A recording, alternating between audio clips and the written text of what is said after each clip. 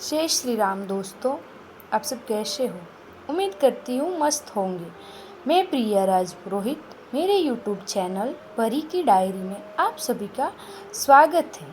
आज हम सुनेंगे रामायण कथा का भाग 34, जामवंत और भगवान हनुमान जी का संवाद।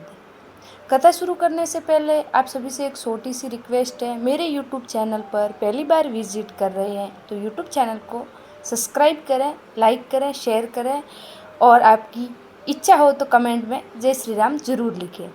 आइए कथा शुरू करते हैं। तपस्विनी स्वयं प्रभा। वह गुफा अत्यंत ही अंधकारमय थी, किंतु वानरों की दृष्टि उस अंधकार में भी कार्य कर रही थी। उनका तेज और पराक्रम अवरुद्ध नहीं होता था और उनकी गति वायु के समान थी। तीव्र वेग के साथ वे उस गुफा के भीतर पहुंच गए। भीतर पहुंचकर उन्होंने देखा कि वह स्थान अत्यंत उत्तम, प्रकाशमान और मनोहर था। चारों ओर साल, ताल, तमाल, नागकेसर, अशोक, धव, चंपा, कनेर आदि के पुष्पयुक्त वृक्ष दृष्टिगत हो रहे थे। वे सभी वृक्ष सूर्यवन में थे। उनमें अग्नि के समान प्रभा निकल रही थी और अनेक फल फूल भी सुनहरे रंग के थे। इन वृक्षों में लगे मूंगे और मणियों के समान चमकीले फूलों और फलों पर सुनहरे हरे रंग के भौरे मंडरा रहे थे। सूर्य जैसी आभा वाली कांचल वृक्षों से घिरे अनेक विशाल सरोवर भी दिखाई पड़े, जिनमें स्वर्ण कमल और सुनहरे मत्स्य शोभा पा रहे थे। उन्होंने वहां पर सोने और चांदी से बने हुए बहुत सारे भवन भी देखे, जिनकी खिड़कियां मोतियों की जालियों से ढकी हुई थी। स्वर्ण तथा रजत से निर्मित विमान भी दृष्टिगत हो रहे थे। वहां रखे हुए अनेक पात्रों में सोने, चांदी और कांसे के ढेर भरे हुए थे। बहुअमूल्य सवारियां, सरस, मधु, महामूल्यवान दिव्य वस्त्रों के ढेर, विचित्र कंबल एवं कालीने, मृग चर्मों के समूह आदि भी जहां तहां रखे हुए थे। कुछ दूर जाने पर उन्हें वक्कल और काले रंग का मृग श्रम धारण किए हुए एक स्त्री दिखी, जिसका मुख तपस्या के तेज से दमक रहा था। परम बुद्धिमान हनुमान जी ने उस तपस्विनी के पास जाकर हाथ जोड़कर कहा, देवी, आप कौन हैं? ये गुफा, ये भवन तथा ये रत्नादि किसके हैं? हे देवी, हम लोग भूख, प्यास और थकावट से व्याकुल होकर जल मिलने की आशा से इस गुफा में चले आए हैं, किंतु यहाँ के अद्भुत पदार्थों को देखकर हमारी विवेक शक्ति लुप्त प्राय हो गई है। ये सब आपकी तपस्या के प्रभाव से हुआ है या ये कोई आसुरी माया है? तपस्वी ने यह कहकर कि तुम सब पहले भोजन ग्रहण कर लो, उन सभी को शुद्ध भोजन, फल आदि दिया। फिर भोजन से तृप्त हुए वानरों से तपस्विनी ने कहा, वानर श्रेष्ठ, इस दिव्य सुवर्णमय उत्तम भवन को दान शिरोमणियों के विश्वकर्मा मायासुर ने बनाया है। इस भवन में निवास करते हुए मायासुर का संपर्क हेमा नाम की अप्सरा से हो गया, जिससे क्रुद्ध होकर देवराज इंद्र ने अपने वज्र से मायासुर का वध कर डाला। अब यह स्थान हेमा की ही अधीन है। मैं मेर सावरिणी की कन्या हूँ और मेरा नाम स्वयंप्रभा है। हेमा मेरी प्रिय सखी है, उसी के द्वारा नियुक्त होकर मैं इस संस्थान का संरक्षण करती हूँ। अब तुम लोग बताओ कि तुम लोग किस प्रयोजन से घूम रहे हो? पवन कुमार हनुमान जी बोले, देवी, पिता की आज्ञा से दशरथ नंदन श्री राम अपनी पत्नी सीता और अनुज लक्ष्मण के साथ दंडक वन में निवास कर रहे हैं। जन स्थान में आकर रावण ने उनकी स्त्री का बलपूर्वक अपहरण कर लिया है। श्री राम वानर राज सुग्रीव के मित्र हैं और हम अपने राजा सुग्रीव की आज्ञा से जानकी जी की खोज कर रहे हैं।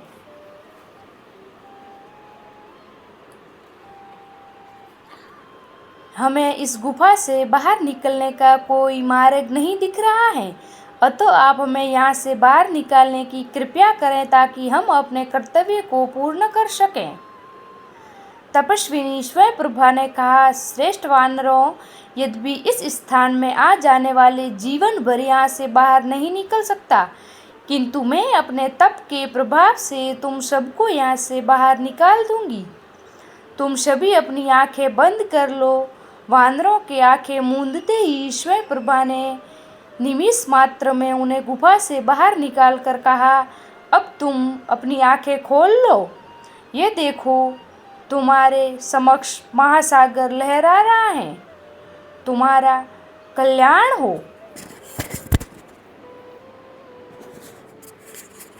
इतना कहकर तपस्विनी स्वयंप्रभा अपने द्वारा स्थान में चली गई।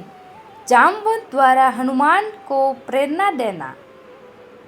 वानरों के समक्ष भयंकर महासागर विशाल लहरों से व्याप्त होकर निरंतर गर्जना कर रहा था। समुद्र तट पर बैठकर वे विचार विमर्श करने लगे।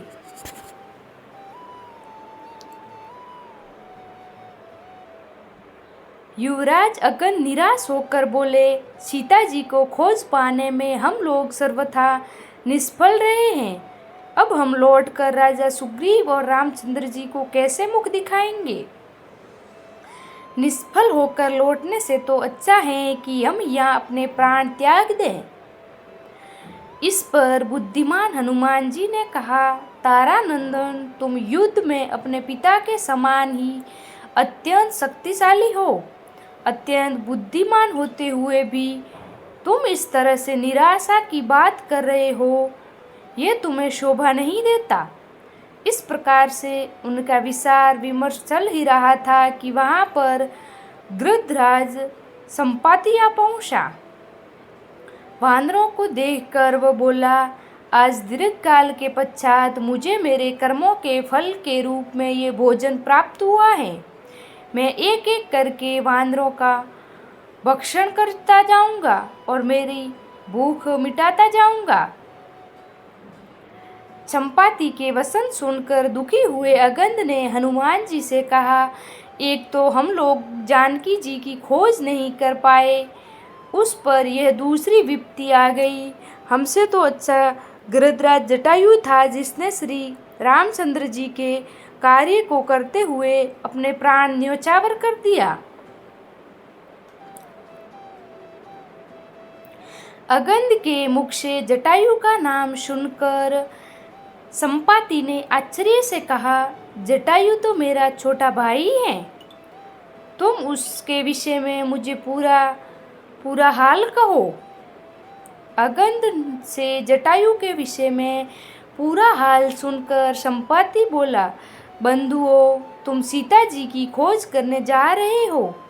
मैं इस विषय में जो भी जानता हूँ वह तुम्हें बताता हूँ, क्योंकि रावण से मैं अपने छोटे भाई जटायु का प्रतिशोध लेना चाहता हूँ, परंतु मैं वृद्ध और दुर्बल होने के कारण रावण का वध नहीं कर सकता। इसीलिए मैं तुम्हें उसका पता बताता हूँ। सीता जी का हरण करने वाला रावण लंका का राजा है और उसने सीता जी को लंकापुरी में ही रखा है, जो यहाँ से 100 योजन 400 कोस की दूरी पर है और इस समुद्र के उस पार है।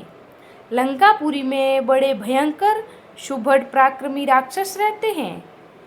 लंकापुरी एक पर्वत के ऊपर स्वर्ण निर्मित नगरी है, जिसका निर्माण स्वयं विश्वकर्मा ने किया था। उससे बड़ी सुंदर ऊंची ऊंची मनोरम स्वर्ण निर्मित अल्टिकाएं हैं। वहीं पर स्वर्णकोट से घिरी अशोक वाटिका है, जिसमें रावण ने सीता को राक्षसिनियों के पहरे के बीच में छिपा कर रखा है।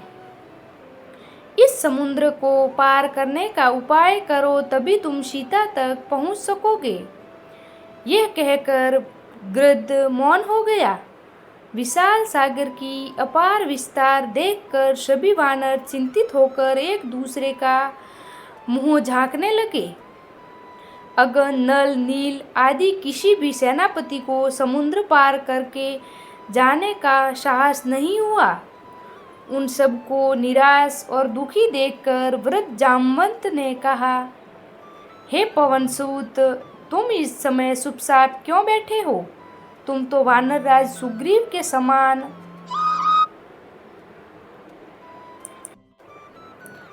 पराक्रमी हो। तेज और बल से तो राम और लक्ष्मण की भी बराबरी कर सकते हो। तुम्हारा वेग और विक्रम पक्षीराज गुरूर से किसी भी भांति कम नहीं है। जो समुद्र में से बड़े बड़े सर्पों को निकाल लाता है, इतना अतुल बल और साहस रखते हुए भी तुम समुद्र लांघकर जानकी जी तक पहुंचने के लिए तैयार क्यों नहीं होते? तुम्हें तो समुद्र या लंका में मृत्यु का भी भय नहीं है, क्योंकि तुम्हें देवराज इंद्र से इच्छा मृत्यु का वर प्राप्त है। जब तुम चाहोगे तभी तुम्हारी मृत्यु होगी, अन्यथा नहीं होगी। तुम केसरी के क्षेत्रज्ञ और वायुदेव के औरस पुत्र हो, इसलिए उन्हीं के सदृश तेजस्वी और अबाध त्यागी वाले हो। हम लोगों से तुम ही सबसे अधिक साहसी और शक्तिशाली हो। इसीलिए उठो और इस महासागर को लांघ जाओ। तुम ही इन निराश वानरों की चिंता को दूर कर सकते हो। मैं जानता हूँ इस कार्य को केवल तुम और अगन दो ही व्यक्ति कर सकते हो, पर अगन अभी बालक है। यदि वह सूख गया और उसकी मृत्यु हो गई तो सब लोग सुग्रीव पर कलंक लगाएंगे और कहेंगे कि अपने राज्य को निष्कंटक बनाने के लिए उसने अपने भतीजे को मरवा डाला। यदि मैं वृद्धावस्था के कारण दुर्बल न हो गया होता तो सबसे पहले मैं समुद्र लांघता। इसीलिए हे वीर, अपनी शक्ति को समझो और समुद्र लांघने को तत्पर हो जाओ। जामवंत के प्रेरक वचनों को सुनकर हनुमान जी को अपनी क्षमता और बल पर पूरा विश्वास हो गया। अपनी भुजाओं को तानकर हनुमान ने अपने सशक्त रूप का प्रदर्शन किया और गुरुजनों से बोले, आपके आशीर्वाद से मैं मेघ से उत्पन्न हुई बिजली की भांति पलक मारते निराधार आकाश में उड़कर जाऊंगा। मुझे विश्वास हो गया है कि मैं लंका में जाकर अवश्य विदेह कुमारी के दर्शन करूंगा। यह कहकर उन्होंने घोर गर्जना की, जिससे समस्त वानरों के हृदय हर्ष से प्रफुल्लित हो गई। सबसे विदा लेकर हनुमान महेंद्र पर्वत पर चढ़ गए और मन ही मन समुद्र की गहराई का अनुमान लगाने लगे। इसी के साथ कनिष्कंधा कांड समाप्त। आगे का पार्ट देखने के लिए मेरे YouTube चैनल परी की डायरी पर जुड़े रहें, और पहली बार जुड़ रहे हैं तो YouTube चैनल को सब्सक्राइब करें, बेल आइकन का बटन ज़रूर प्रेस करें। मिलते हैं अगले भाग में, तब तक के लिए जय श्री राम, धन्यवाद।